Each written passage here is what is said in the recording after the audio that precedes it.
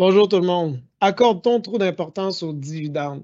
Par moment, je vois des investisseurs, lorsque je les vois interagir ensemble, puis ils parlent d'idées d'investissement, puis ils suggèrent des sociétés dans lesquelles ils pourraient investir en bourse. La première question qui fait surface, c'est quoi le dividende? Comme si le principal critère. Et je dis pas que c'est mauvais d'investir dans des sociétés de dividendes. Par contre, je crois qu'à certains moments, on y accorde trop d'importance, puis c'est l'objectif un peu de la présentation d'aborder ce sujet-là. Pourquoi les gens sont intéressés aux dividendes puis pourquoi elles ont leur place au sein d'un portefeuille? C'est que les titres qui donnent un dividende, ben, ça nous permet d'être payés pour patienter. Donc, même si un certain titre va fluctuer, si au moins il y a un dividende qu'on reçoit au comptant, c'est un rendement qu'on est sécure d'obtenir. Puis ça va nous rassurer. Puis peut-être certains investisseurs vont patienter plus longtemps, puis ça va leur permettre de passer au travers les hauts et les bas du marché parce qu'ils reçoivent un généreux dividende. L'autre point, évidemment, si on est à la retraite, on a besoin de revenus provenant de nos placements et puis le dividende va combler ça. Fait que personnellement, je préférais recevoir un revenu de dividende pour combler mon revenu de retraite que plutôt avoir besoin de vendre un titre boursier qui est volatile et imprévisible pour générer ce revenu de retraite-là.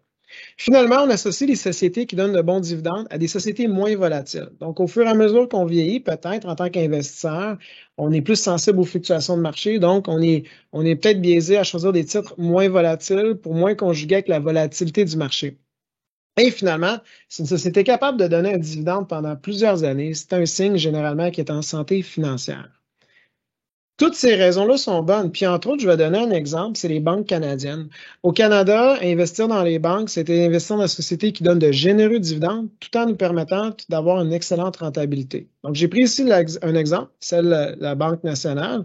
Donc, quelqu'un qui a investi au sein de la Banque nationale de 1995 jusqu'à aujourd'hui, si on prend en compte l'appréciation de l'action, le dividende et dans l'hypothèse où on réinvestissait dans le dividende pour obtenir plus d'actions, le rendement historique est au-dessus de 15 pendant que le marché a offert un rendement durant la même période d'environ 5,5 Si quelqu'un s'est contenté de ne pas réinvestir, mais de dépenser ce fameux dividende-là, donc je prends en compte croissance de l'action, du prix de l'action et revenu de dividende, mais durant toute cette période-là, le rendement a été autour de 12,5 pendant que le marché a donné un rendement d'environ 5,5 et si vous avez regardé d'autres banques canadiennes, vous aurez eu probablement des rendements historiques similaires.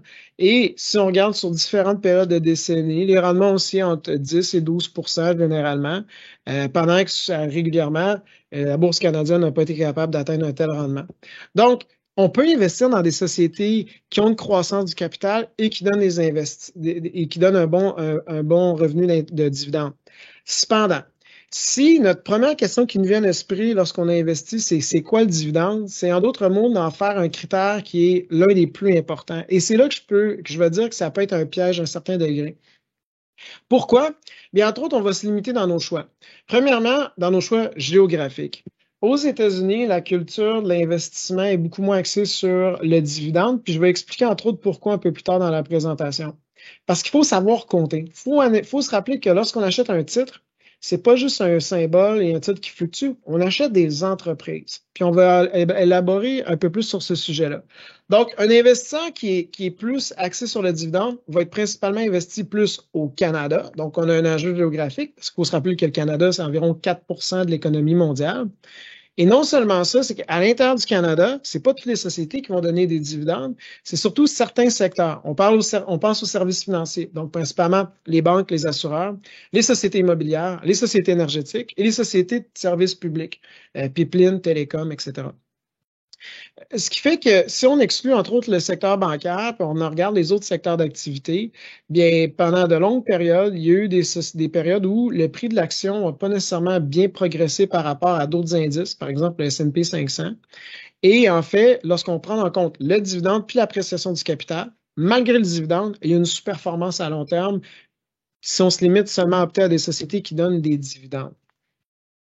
Le, c'est pour ça qu'on doit être prudent. Donc, si on est intéressé d'investir dans une société qui donne un dividende, soyez juste prudent dans votre sélection de titres. Entre autres, des fois, si on investit dans une société, c'est important, puis je dis des fois, mais dans tous les cas, il faut ouvrir les états financiers, il faut regarder le rapport annuel, il faut regarder les chiffres.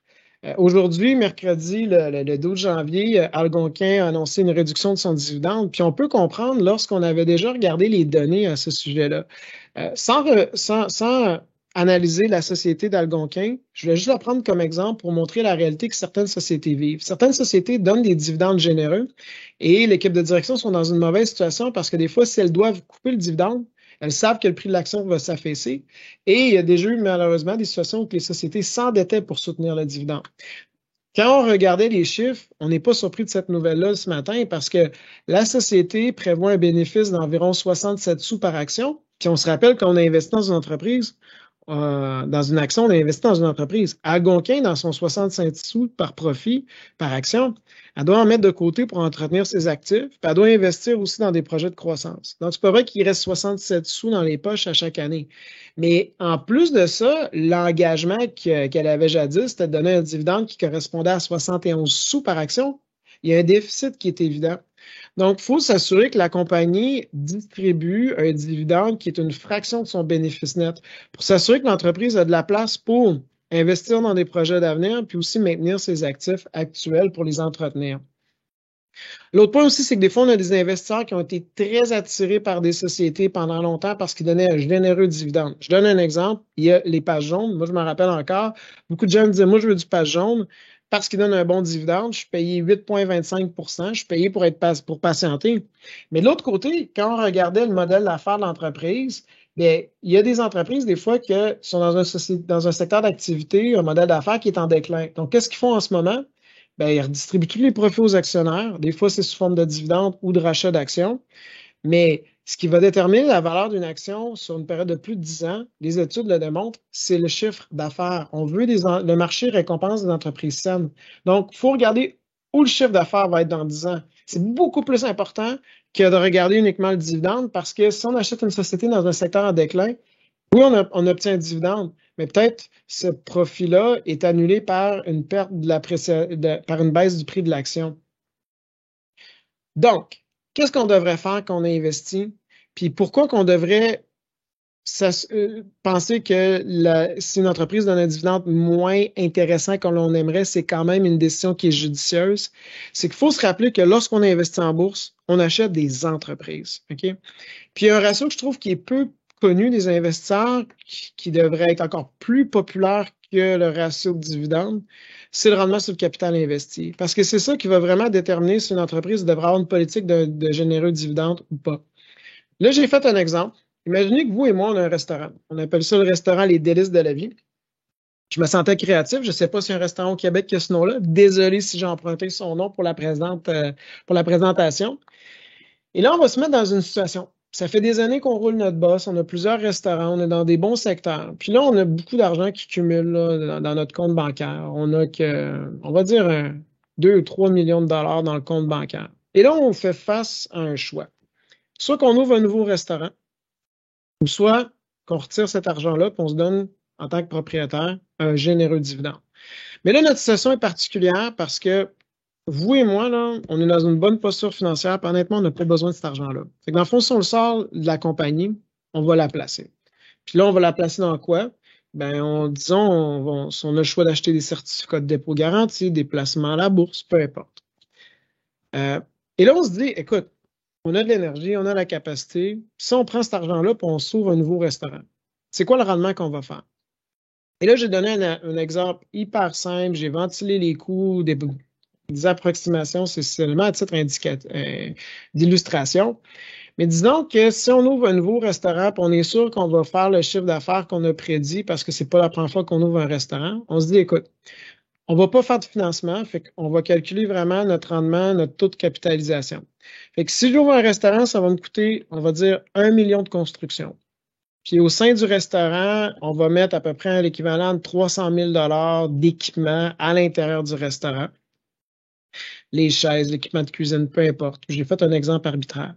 J'ai même inclus de l'inventaire, par exemple alimentaire, puis un fonds de roulement, parce qu'on a des comptes à recevoir, des comptes payables. Donc, si on ouvre un nouveau restaurant, il faut savoir qu'on va s'engager sur un dépôt initial de 1,7 million pour lancer l'entreprise. Et là, si on se projette 12 mois plus tard, selon nos projections, on devrait faire un profit avant impôt de 400 000 $. Donc, si j'ai investi 1,7 million, puis je fais un profit avant impôt de 400 000 dans le fond, je vais avoir un taux de rendement sur mon capital brut avant impôt de 23,5 OK, à peu près. Donc, là, on se rassoit, puis on se dit, écoute, est-ce qu'on a investi dans notre business puis on va y faire 23 avec notre 1,7 million, ou on le sort puis on le place dans un fonds indiciel, CPG, peu importe. Ben, si on s'est compté, on va se dire, c'est quoi? C'est bien de réinvestir dans la restauration, dans un nouveau restaurant. J'aime bien mieux faire du 23 qu'un 5, 6, 7 avec mes placements. Et c'est la même chose qu'on a investi dans une entreprise. Il y a des sociétés comme, par exemple, Visa, Google, je pourrais en nommer plein, qui donnent peu ou aucun dividende, puis c'est la bonne décision. Puis on devrait investir dans ces compagnies-là parce qu'ils ont un plan de croissance et à chaque fois qu'ils réinvestissent dans leur projet d'avenir, bien, ils vont chercher un rendement sur le capital investi significativement plus élevé que si nous, on l'investirait. Donc, dans cette situation-là, dire aux dirigeants de ces sociétés-là, donnez-nous un dividende, ce serait une erreur. Non, continue de réinvestir. Et au fur et à mesure que la compagnie a un rendement sur son capital, puis sa valeur au livre s'accroît, un jour, ça va être reconnu par le marché. Donc, quand on investit au niveau des marchés, il faut se rappeler qu'il n'y a pas juste le dividende qui devrait être le facteur principal. En fait, il devrait être pris en considération à la fin de notre processus, à moins qu'on ait des besoins de liquidité, comme je l'ai mentionné au début. Mais ce qui est le plus important quand on investit dans une entreprise, c'est de dire, ça va être quoi son chiffre d'affaires? Comme j'ai mentionné, le chiffre d'affaires influence principalement la direction à long terme du prix d'une action. Donc, si je regarde une entreprise, puis je me dis, cette entreprise-là vaut 10 milliards aujourd'hui, je peux l'acheter en bourse pour 10 milliards, ça va être quoi son chiffre d'affaires dans 5 ans? C'est quoi ses marges brutes? Parce que si elle a des marges brutes supérieures à la compétition, c'est qu'elle a un avantage concurrentiel probablement. Puis c'est quoi ses marges d'opération après les dépenses?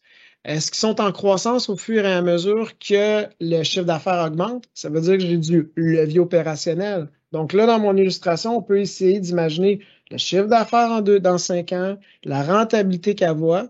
Puis quand on regarde ça par rapport à l'investissement qu'on va faire de 10 milliards dans l'exemple que j'ai donné, on peut avoir un peu l'idée du taux de capitalisation, le rendement qu'on va aller chercher.